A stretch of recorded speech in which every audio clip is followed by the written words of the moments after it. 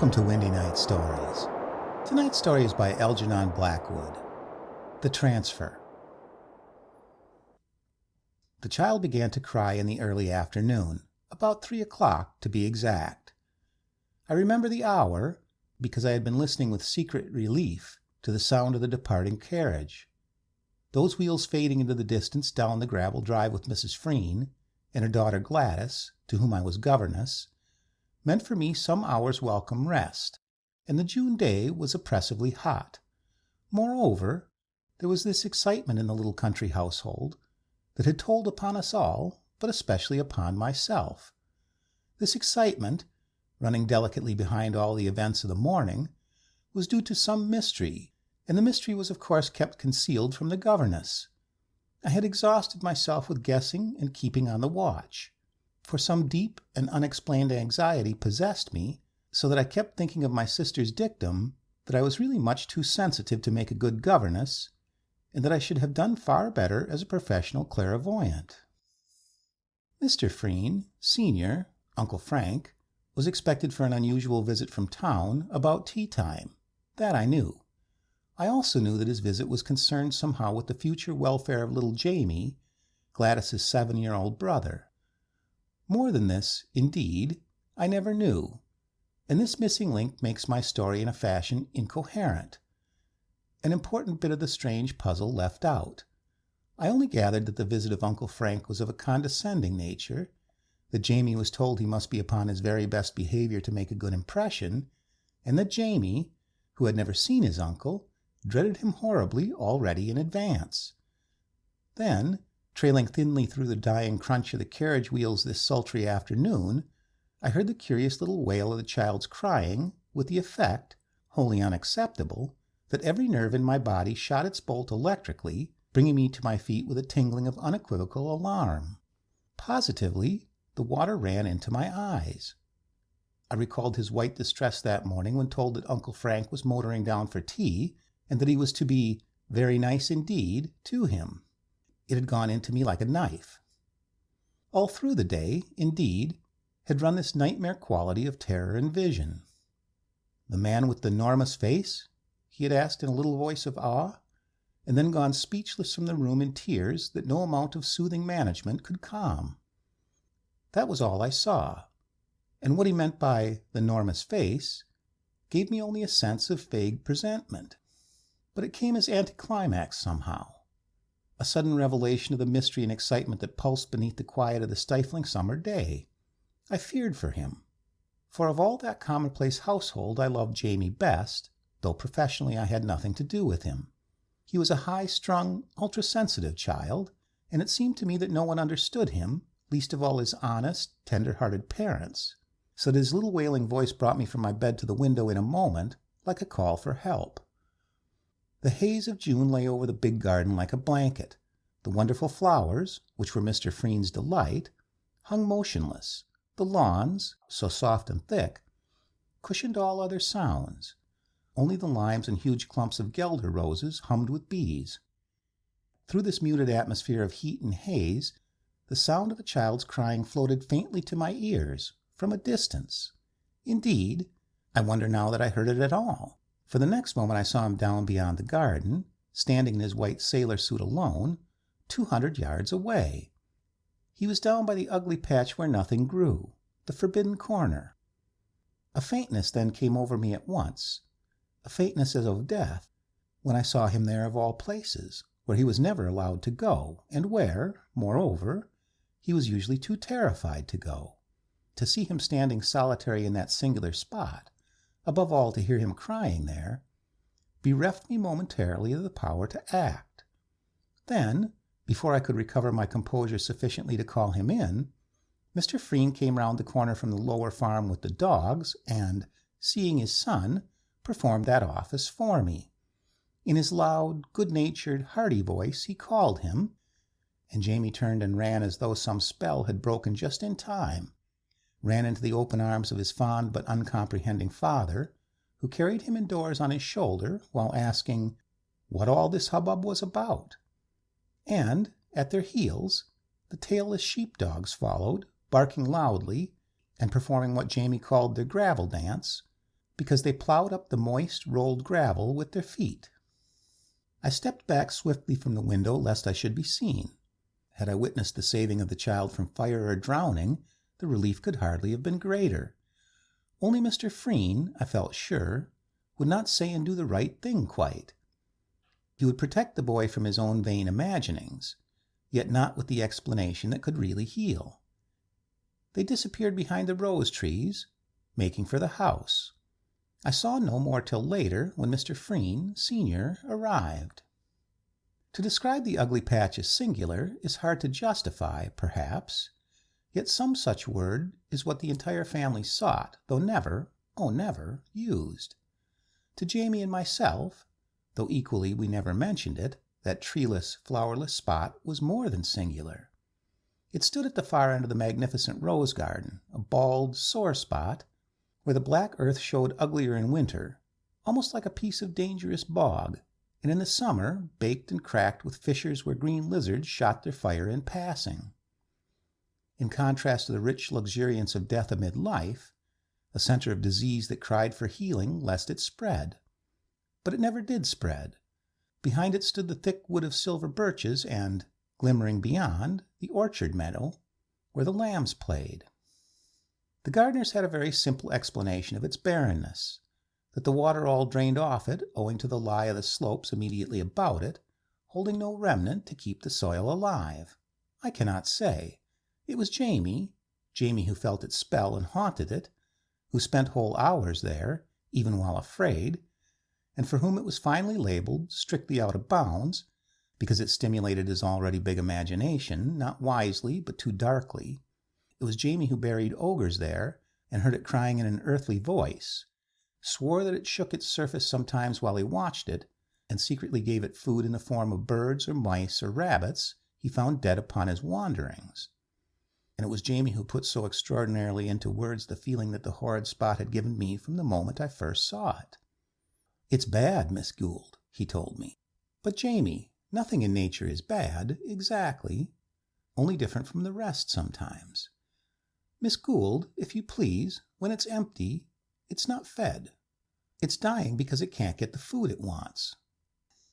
And when I stared into that little pale face where the eyes shone so dark and wonderful, seeking within myself for the right thing to say to him, he added, with an emphasis and conviction that made me suddenly turn cold, "Miss Gould," he always used my name like this in all his sentences, "it's hungry, don't you see? But I know what would make it feel all right." Only the conviction of an earnest child, perhaps, could have made so outrageous a suggestion worth listening to for an instant, but for me, who felt that things an imaginative child believed were important, it came with a vast disquieting shock of reality. Jamie, in this exaggerated way, had caught at the edge of a shocking fact. A hint of dark, undisclosed truth had leaped into that sensitive imagination. Why there lay horror in the words I cannot say, but I think some power of darkness trooped across the suggestion of that sentence at the end. I know what would make it feel all right. I remember that I shrank away from asking explanation. Some groups of other words, veiled fortunately by his silence, gave life to an unspeakable possibility that hitherto had lain at the back of my own consciousness. The way it sprang to life proves, I think, that my mind already contained it. The blood rushed from my heart as I listened. I remember that my knees shook. Jamie's idea had been all along, my own as well. And now, as I lay down on my bed and thought about it all, I understood why the coming of his uncle involved somehow an experience that wrapped terror at its heart. With a sense of nightmare certainty that left me too weak to resist the preposterous idea, too shocked, in fact, to argue or reason it away, this certainly came back with its full, black blast of conviction. And the only way I can put it into words, since nightmare horror really is not properly tellable at all, seems this: that there was something missing in that dying patch of garden, something lacking that it ever searched for, something, once found and taken, that would turn it rich and living as the rest, more, that there was some living person who could do this for it. Mr. Freen, Sr., in a word, Uncle Frank, was this person who out of his abundant life could supply the lack unwittingly.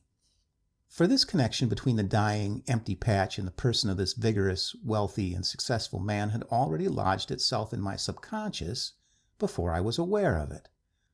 Clearly it must have lain there all along, though hidden. Jamie's words, his sudden pallor, his vibrating emotion of fearful anticipation had developed the plate, but it was his weeping alone there in the forbidden corner that had printed it. The photograph shone framed before me in the air. I hid my eyes. But for the redness, the charm of my face goes to pieces unless my eyes are clear, I could have cried. Jamie's words that morning about the enormous face came back upon me like a battering ram. Mr. Freen, Sr., had been so frequently the subject of conversation in the family since I came, I had so often heard him discussed, and had then read so much about him in the papers, his energy, his philanthropy, his success with everything he laid his hand to, that a picture of the man had grown complete within me. I knew him as he was, within, or, as my sister would have said, clairvoyantly.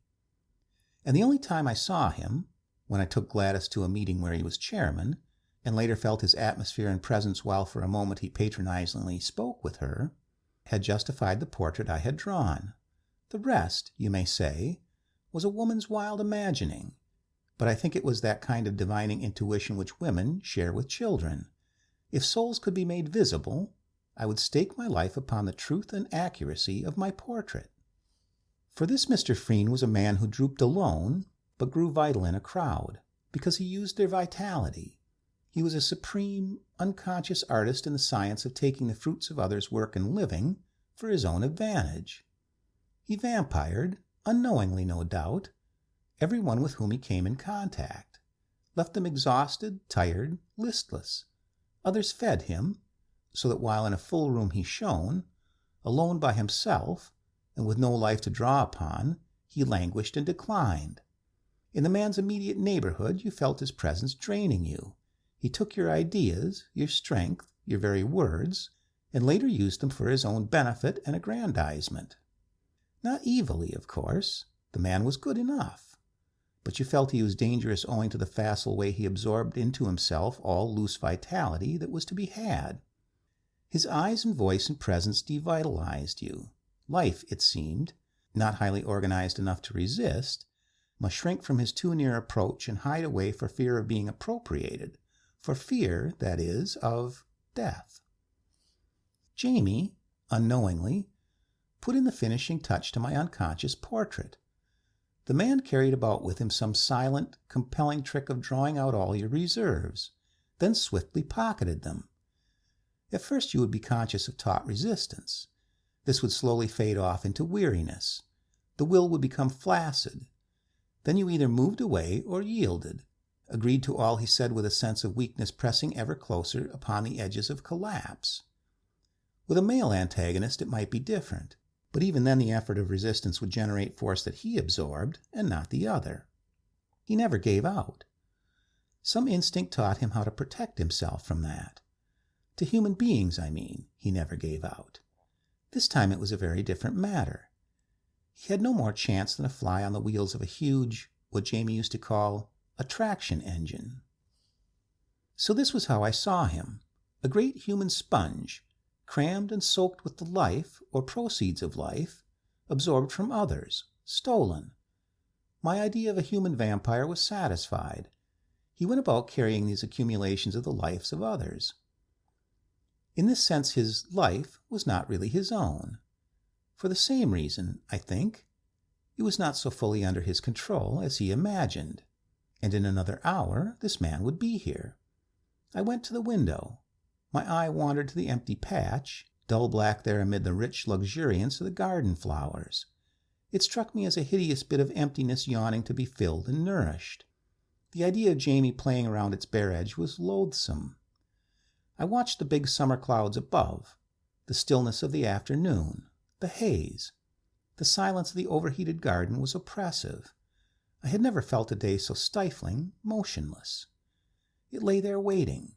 The household, too, was waiting for the coming of Mr. Freen from London in his big motor car. And I shall never forget the sensation of icy shrinking and distress with which I heard the rumble of the car. He had arrived. Tea was already on the lawn beneath the lime trees, and Mrs. Freen and Gladys, back from their drive, were sitting in wicker chairs.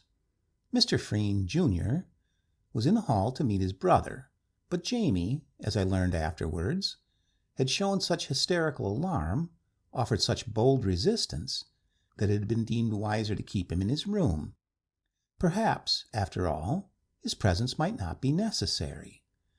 The visit clearly had to do with something on the uglier side of life, money, settlements, or what not. I never knew exactly, only that his parents were anxious, and that Uncle Frank had to be propitiated. It does not matter. That has nothing to do with the affair. What has to do with it, or I should not be telling this story, is that Mrs. Freen sent for me to come down in my nice white dress if I didn't mind, and that I was terrified, yet pleased, because it meant that a pretty face would be considered a welcome addition to the visitor's landscape. Also, most odd it was, I felt my presence was somehow inevitable, that in some way it was intended that I should witness what I did witness.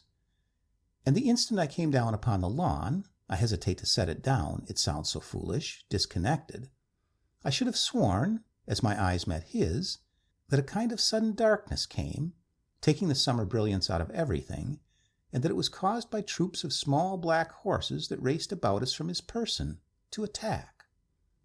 After a first momentary approving glance, he took no further notice of me. The tea and talk went smoothly. I helped to pass the plates and cups, filling in pauses with little undertalk to Gladys. Jamie was never mentioned. Outwardly all seemed well, but inwardly everything was awful, skirting the edge of things unspeakable, and so charged with danger that I could not keep my voice from trembling when I spoke. I watched his hard, bleak face. I noticed how thin he was, and the curious, oily brightness of his steady eyes. They did not glitter, but they drew you with a soft, creamy shine like Eastern eyes. And everything he said or did announced what I may dare to call the suction of his presence. His nature achieved this result automatically. He dominated us all, yet so gently that until it was accomplished, no one noticed it. Before 5 minutes had passed, however, I was aware of one thing only. My mind focused exclusively upon it, and so vividly that I marveled the others did not scream, or run, or do something violent to prevent it. And it was this, that, separated merely by some dozen yards or so, this man, vibrating with the acquired vitality of others, stood within easy reach of that spot of yawning emptiness, waiting and eager to be filled. Earth scented her prey. These two active centers were within fighting distance, he so thin, so hard, so keen, yet really spreading large with the loose surround of others' life he had appropriated, so practiced and triumphant, the other so patient, deep, with so mighty a draw of the whole earth behind it, and, ugh, so obviously aware that its opportunity at last had come. I saw it all as plainly as though I had watched two great animals prepare for battle, both unconsciously, yet in some inexplicable way I saw it, of course, within me, and not externally. The conflict would be hideously unequal. Each side had already sent out emissaries, how long before I could not tell, for the first evidence he gave that something was going wrong with him was when his voice grew suddenly confused, he missed his words, and his lips trembled a moment and turned flabby. The next second his face betrayed that singular and horrid change, growing somehow loose about the bones of the cheek, and larger, so that I remembered Jamie's miserable phrase. The emissaries of the two kingdoms, the human and the vegetable, had met, I make out, in that very second. For the first time in his long career of battering on others, Mr. Freen found himself pitted against a vaster kingdom than he knew, and, so finding, shook inwardly in that little part that was his definite actual self. He felt the huge disaster coming. "Yes, John," he was saying, in his drawling, self-congratulating voice, "Sir George gave me that car, gave it to me as a present. Wasn't it and then broke off abruptly, stammered, drew breath, stood up, and looked uneasily about him. For a second there was a gaping pause. It was like the click which starts some huge machinery moving. that instant's pause before it actually starts. The whole thing, indeed, then went with the rapidity of machinery running down and beyond control. I thought of a huge dynamo working silently and invisible. "What's that?" he cried, in a soft voice charged with alarm. "What's that horrid place? And someone's crying there. Who is it?" He pointed to the empty patch. Then, before anyone could answer, he started across the lawn towards it, going every minute faster. Before anyone could move, he stood upon the edge. He leaned over, peering down into it. It seemed a few hours passed, but really they were seconds, for time is measured by the quality and not the quantity of sensations it contains. I saw it all with merciless photographic detail, sharply etched amid the general confusion. Each side was intensely active, but only one side, the human, exerted all its force in resistance. The other merely stretched out a feeler, as it were, from its vast potential strength. No more was necessary. It was such a soft and easy victory. Oh, it was rather pitiful. There was no bluster or great effort, on one side at least. Close by his side I witnessed it, for I, it seemed, alone had moved and followed him. No one else stirred, though Mrs. Freen clattered noisily with the cups, making some sudden impulsive gesture with her hands, and Gladys, I remember, gave a cry. It was like a little scream. "Oh, Mother, it's the heat, isn't it?" Mr. Freen, her father, was speechless, pale as ashes. But in the instant I reached his side, it became clear what had drawn me there thus instinctively. Upon the other side, among the silver birches, stood little Jamie. He was watching. I experienced, for him, one of those moments that shake the heart. A liquid fear ran all over me, the more effective because it was unintelligible, really. Yet I felt that if I could know all, and what actually lay behind, my fear would be more than justified, that the thing was awful, full of awe. And then it happened, a truly wicked sight, like watching a universe in action, yet all contained within a small square foot of space. I think he understood vaguely that if someone could only take his place, he might be saved, and that was why, discerning instinctively the easiest substitute within reach, he saw the child and called aloud to him across the empty patch, "James, my boy, come here." His voice was like a thin report, but somehow flat and lifeless, as when a rifle misses fire, sharp yet weak. It had no crack in it. It was really supplication, and, with amazement, I heard my own ring out imperious and strong, though I was not conscious of saying it. "Jamie, don't move. Stay where you are." But Jamie, the little child, obeyed neither of us. Moving up nearer to the edge, he stood there, laughing. I heard that laughter, but could have sworn it did not come from him. The empty, yawning patch gave out that sound. Mr. Freen turned sideways, throwing up his arms. I saw his hard, bleak face grow somehow wider, spread through the air and downwards. A similar thing, I saw, was happening at the same time to his entire person, for it drew out into the atmosphere in a stream of movement. The face for a second made me think of those toys of green India rubber that children pull. It grew enormous. But this was an external impression only.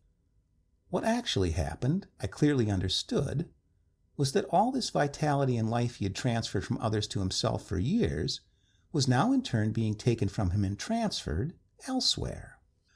One moment on the edge he wobbled horribly, then with that queer sideways motion, rapid yet ungainly, he stepped forward into the middle of the patch and fell heavily upon his face. His eyes, as he drooped, faded shockingly, and across the countenance was written plainly what I can only call an expression of destruction. He looked utterly destroyed. I caught a sound from Jamie, but this time not of laughter.